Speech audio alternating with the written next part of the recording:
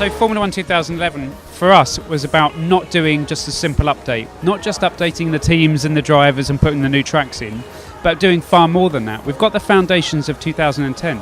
Now we're at that cool stage where we can go, what would we really like to put into the series? What have people been asking us for? So we've got 2-player split screen in there this time. That's a huge thing for us. So when you go around your friend's house now, it's not a case of just having to take the game out and playing something else. You can still play Formula 1 locally with split screen. We've also got co-op championship.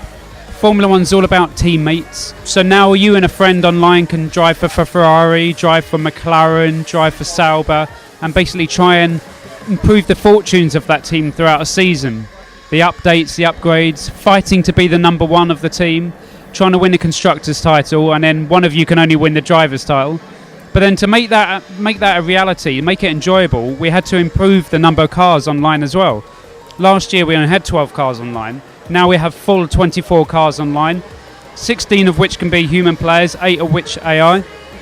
We've also kind of improved the live the life aspects. We have Parc Ferme in there now. So at the end of a race, if you finish in the top 3, you see your driver get out, celebrate on top of the car, celebrating with the drivers and a crew around him.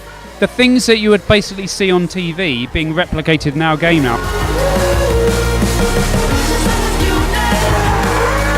And also, we still have all the interviews, but we've given you better feedback now. Last year when people were doing the interviews, they weren't too sure about how has my answer gone down with the media, what does the game think of my answer.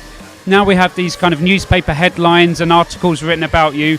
So when you said something to the media or maybe blamed your team for a bad result, you'll see that in the headlines in the press and you'll think, well, maybe I shouldn't have said that, or I changed my mind, or I'll do something different in the future. We've also been working on a lot of the handling, changing the physics. At the end of the day, it is a racing game. We've improved the suspension, the tyre model, all the calculations around the car. It feels a bit more of a simulation, but it doesn't feel more complicated to play. It's just more involving.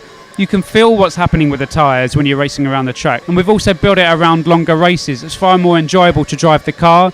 The AI have been improved, so they drive the car the same way that the player does. Even right down to the kind of animations that you have in the car as well. Before the driver goes to change up a gear, he flexes his hand out as if he's going to shift up another gear. It looks so much better. We've improved the weather system. We've got dynamic clouds now. So instead of the player wondering whether or not the weather's going to change, they can look up at the sky and see the clouds forming and think it's probably going to rain now. We've also improved multiplayer lobbies.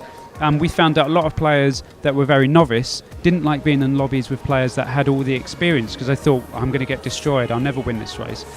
But in the single player game last year, we had these objectives. So if you were driving for a weaker team, you were expected to finish in a lower position, so it was easier for you to overachieve. We do that in multiplayer now. So if you're a novice and you haven't been racing on that circuit before, you're expected to finish in a lower position. If you're more experienced, then the pressure's on and everybody knows you're expected to win the race. There's just been a host of improvements for this year.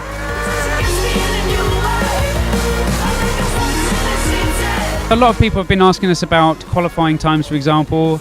Are we simulating all of that? It was simulated to an extent last time with all the driver abilities, but this time the drivers are driving around the circuit with the proper abilities. The AI cars are faster on the harder difficulty modes, so we don't need to pretend any of that or cheat in any way. It is all competitive now and all done realistically through the simulation.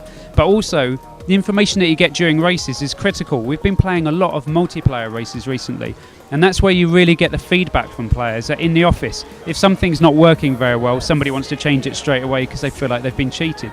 On the OSD now, you can see basically the driver ahead, the gap to him.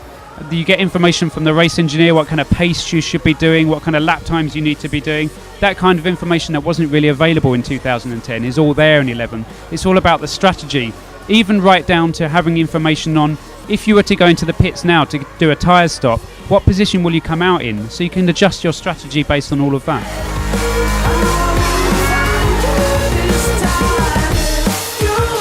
We're obviously replicating 2011 season with all the drivers and teams and everything, but even the new rules, and they're cool new stuff in there as well. KERS this year, which is kind of that power boost of hitting a boost when you're coming out of a corner in order to get speed. It's an 80 brake was power boost that we're seeing drivers use in real life to good effect.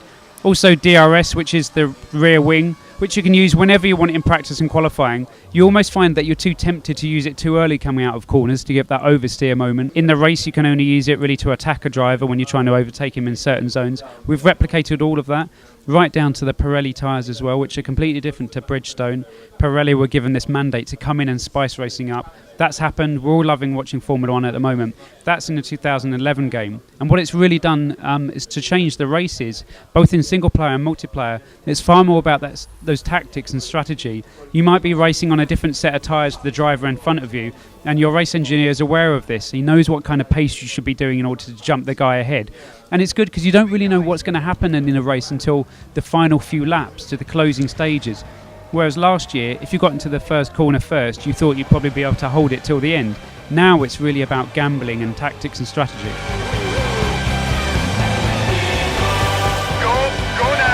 A lot of people have asked us about having a Portuguese version of the game. I think it's because the last title was extremely popular. We have talked about that. I don't want to put any kind of major announcements out, but we are eager to do that. We'll try and sort that out. I'm sure that'll be something that's in the pipeline.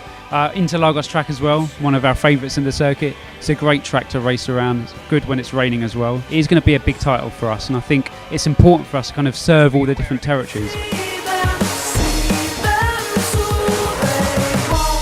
Formula 1 2011, that will be out later this year, September 23rd on 360, PS3, PC, and we also have Sumo Digital working with us this year to do 3DS and NGP versions that will be coming out around November.